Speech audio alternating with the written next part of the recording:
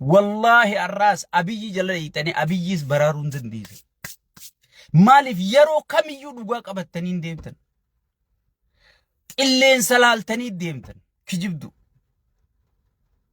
تانا نعمني دين قد جاوري داباسو دبدن إجتني دين قد اللي جاوري برار الرال اللي أبي برارتن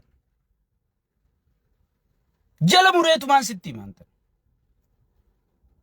دين قد داس غافا دابا إسنين جن وهي أركو جرنوتي الراس غافا دابا إسنين جن وهي أركو جرن garuu ilmaan oromoo ka ummata kana jala deemtanii sabboontota keenya maarree keenya jettaniin sigale isinuu diina oromooti ana ammaa boota yoo peejii isaanii jala deemtan yoo waan isaan godhan jala deemtan sigale kanaa booda dirree baafatanii jiranii jechuudha diinota oromootii fi warra dhiiga abbaa gadaa karrayyuu dhugee wajjiin warra dhuge warra harka dhiigaatii wajji yoo dhaabbatte atiis nama harka dhiigaa jaamtaa game is over akkami barakana akkana keessatti namni shimallisi wajji footoo ka'uu dhiisi shimallisi wajji ijaanuu akka wallaaluu danda'a sigale osoon oromoon miliyoonaan buqqaatee rakkachaa jirtu bishooftuu isinitti caffartanii farshootti dhuydan san keessa daandirratti nama meeqa mana duraa diiganii horiidarii janii abbaa ilmaan meeqa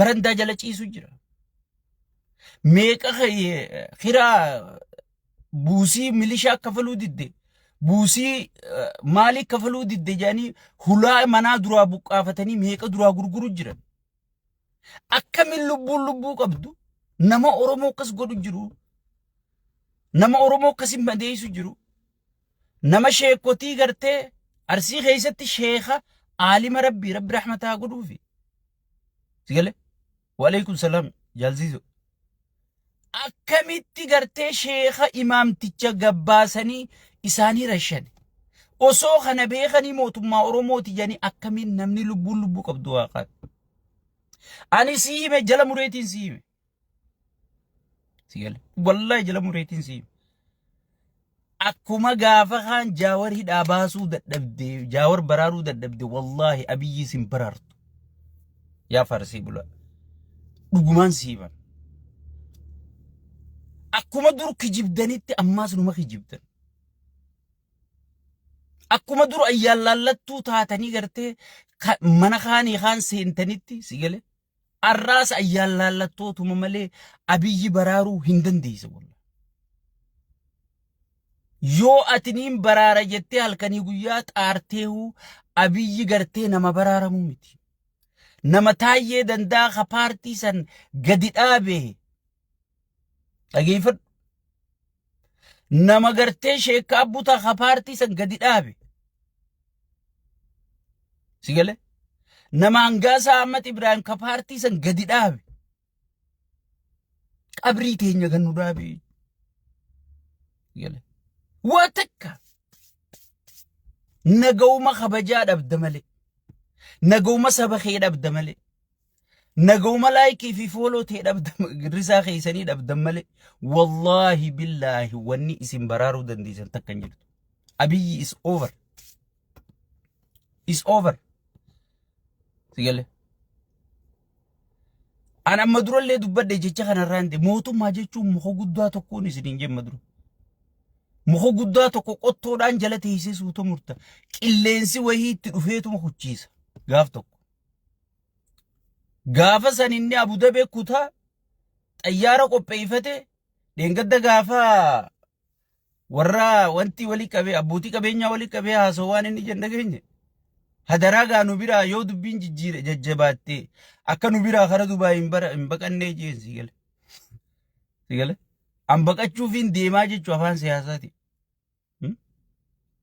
laal ollaan guutuun itti garagalee jira paartiin keeysoon itti garagaltee jirti waraanni isaa diigamaa jira dhugaan siiman waraanni abiyyi imma waluun dhagahu ijoolleen amaaraa yoo deema amaara dha'i jetteen hin dha'u lammiitiyyaan dhawaa isin jaa sigale ijoolleen oromoo deemu woboodha yoo jetteen hin dha'u maaliif hin dhawa jaa ijoolleen walit dawwalteetti dhufuuf jirra kararraan duraa maqaa waliin jechuu jirti sigale teknooloojiin ka guddate arra dirqama baajanii hundiisanii bakka karaa akkasirra dhufu jirra kararraa nurraa maqaa wabodda walti siigale adeero dubbiin dhumateera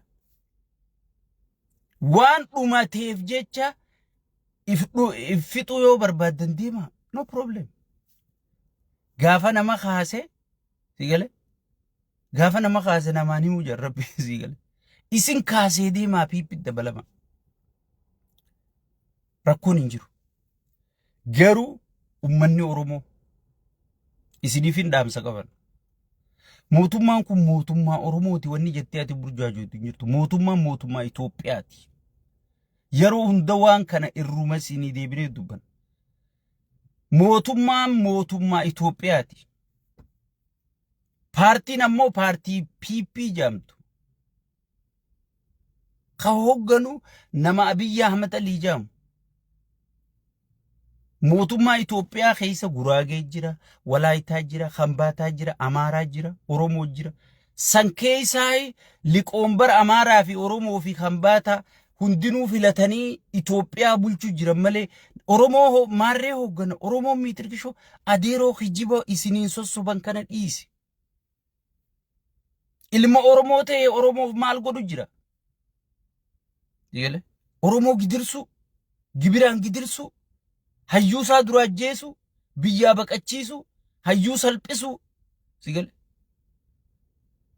footoon Jawaar Mohaammed dheengaddaa bar dhaamsa guddaa qabdi bar maaliif qilleensa san keessa dhaqe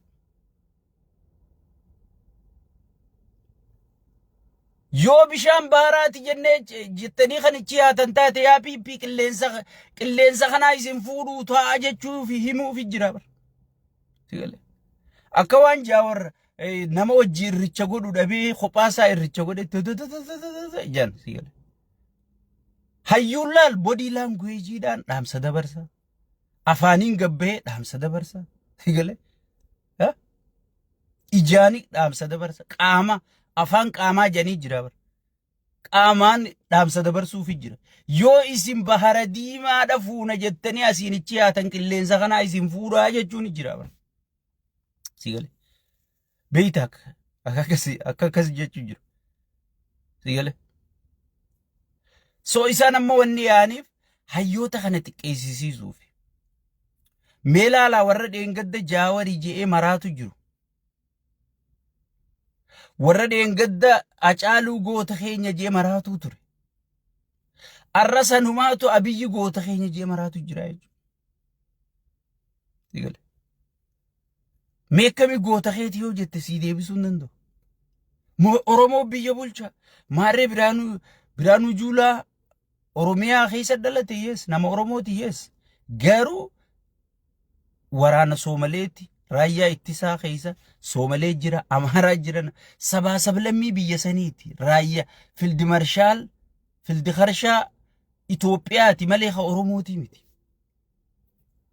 sigale arracina sammaali jirti uzoo ilma Oromoo ta'e maaliif raayyaa ittisaa kunoo Harar brigeedii guutuutu magaalaa Harartaa ilma Oromooti maaliif gaddeemee ummata cinaasan sanirraa arraa nama meeqa du'e nama 7 du'eemi ijoollee daa'ima dabalate Soomalee ajjeefteemi ilma Oromooti maaliif gadinaa jenne ni arka guyyaa dheeraa jimaa quufee miidiyaarra oola ni arka poostii keenya ni arka cinaasan bakka kana namaa dhumee ni arka ilma Oromooti maaliif hin gargaara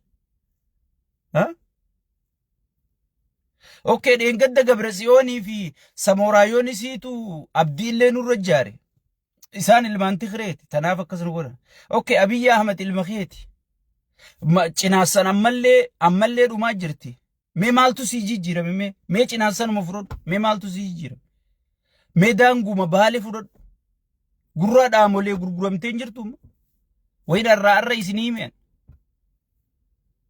mee Muyyaalee fudhadhu Booranne Muyyaaleen Oromiyaa walakka handura Oromiyaa jirtu gurguramtee jirtu sigale Oromiyaan ati dhiigaan saraarratte abbootiin tee gartee dhiigaan dabarsanii si kennanii kutan arra shirishaaroon gurguramtee kilaasteraan diigamuun deemtu wanni Oromiyaa jedhamtu digital ID amma hiraa jiran gubbaa Oromiyaan ni jirti. Wanni Oromoo jedhamu. Eessa jirti? Digal. Siistamaani gartee destroy godhu jira jechuudha Oromiyaa. Akka ati hin beeknetti ani ilma keeti jechaa destroy si godhu jira jechuudha. Ammoo booda wayii kana seeneen hin taatu. Nu warra gubatee si himu jira jechuudha. Gaafa nuti qaallicha kana deeggarru osoo namni akkatti isa beeku isaa wajji dalage gabbahee kan nuyi mutaate namni tokko akkatti hin shawwadamu ummatu. Namni tokko kana hanga caaluun duutaa'ee ilaaluun jiru. Namni tokko hanga abbaa gadaa karrayyuu farra shanaman kataa'ee ilaaluun jiru. Sigale. So warra nuti warra wajji dalagee waan kana wajji gadhaabee beekuutu si himu jira jechuudha. Booda wayii kana seenee hin taatu.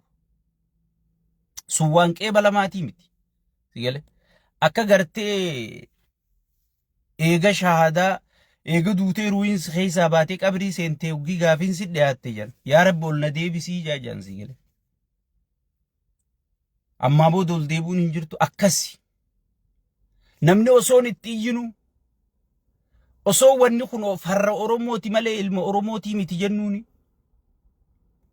Wanni kun gartee Oromiyaa fi Oromoo fi sintaatu osoo hin jennetti iyyinu nuu beekanuu keessa dalaguu ture. Nurra gaafa duultan san waan kana nuu gadhaabe.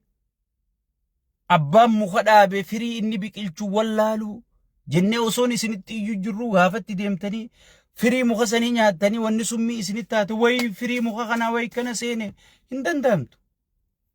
Isiniif himaa jirra. Abiyyi ni kutaa 100%. Sigale. Tanammoo yeroo deebisii kannaa jechuudha. Gawwoori. Ammaaf si fakkaachuu dhabuun malchiisa sigale. Ammaaf si fakkaachuu dhabuun malchiisa. Yeroo gabaabaa keessatti arguuf teessa garuu inshaallah. Arguuf teessa. Way. Ana michuu hangasiin gaajuu santu hangana destroy ta'e wayyaa. Warra irra tujjaara jeekkatti ati profaayila godhattuun kana jecha gaara keessa oreogii garde wayaa baluu faaniif kun walaa. Yeroo gabaabaa keessa yoo ati kan hin jiin kijibaa naan jiin. Arguuf teessa. Arguuf teessa. Saniifuu ummanni Oromoo faarsee bulaa haaree malee injii gabbee kanarraa ifeega. Ifeeggadha. Wanni isaan godhuu deeman mootummaa Oromootis hin jedhu. Wanni isaan jantanu ajandaa jijjiiruu hin danda'an. Akkaataatti si morman hin beekan. Akkaataatti sirna kana dhaadheessan hin beekan. Akkaataatti sirna kana qaceelchan hin beekan. Osoo beekaniiyu sirna nama dhaga'uu miti. Namichi gurra kanan nama hin dhaga'u. Rabbii tokkichaa hin dhaga'u naqaallichi. Ilma namaa dhiisi sheeyxaantichi guddaan. Wadallootiin tu nyaattee dhuyde. Baramma siyaasaa beekuun usanii gabroomuudhaa siyaasaa beekuu ta'e. Abalu bar siyaasa beekaase yoo jaan nama usee gartee dhiitamaa irratti tufamaa sirna keessa taa'uutu nama siyaasaa beeku jedhama. Hamirga fi falmatu immoo nama siyaasaa hin beekne jechuudha. Akkasii yaadanii lakkii hawaa arkee falmatu kana huun harreedha wadala malee ilma namaatii miti jechuudha. Hawaan irra fe'an hunda baadhatee deemu yoo barbaree irra feetes tamboo irra feetes jimaa irra feetes kabaadhatee deemu wadala malee ilma namaatii miti jechuudha. Ka hubatee mirgasaa mormatu jiru ummata isaatii mormu jiru kanaatu nama siyaasaati nama siyaasaa beeku jechuudha. So saniifuu aan amma faarsee bulaa haaree amma leenjii gabbee kanaaf dhaamsee akka sheekka abbutatti an qabu wallaahi billaahi nagoma if salphiftan malee kanaa booda mootummaa kana baraaruun hin danda'amu. Amma wanni isinitti haasawan amaarri walta'ee nu dhufu jira amaarri walta'ee ka isin leenjisu jiru sun mataan isaa amaara. Dhugaan siiman. Ka isin leenjisuu ture sun shimallis mataan isaa amaara. Haati tee maali jiin? Haati mana keetii hoo maali jiin? Amaara gangalchaa bultee amaara irraa dhalattee harmeetii jettee amaara dhungachaa amaara arrabsuun abaaruun hin taatu jechuudha. Oromoon amma waan jala mureefitti immoo amaaraa fi Oromoo adda baasuun hin danda'amtu. namni huu walirraa dhalee jira, huu wal qaadhibatee jira, huu wal gangalchee jira, huu yenee fiqir waliin jee jira. Hay ummata walirraa dhalle walirraa horre wal keessa ta'een gartee adda baasuun hin danda'amtu adeemu.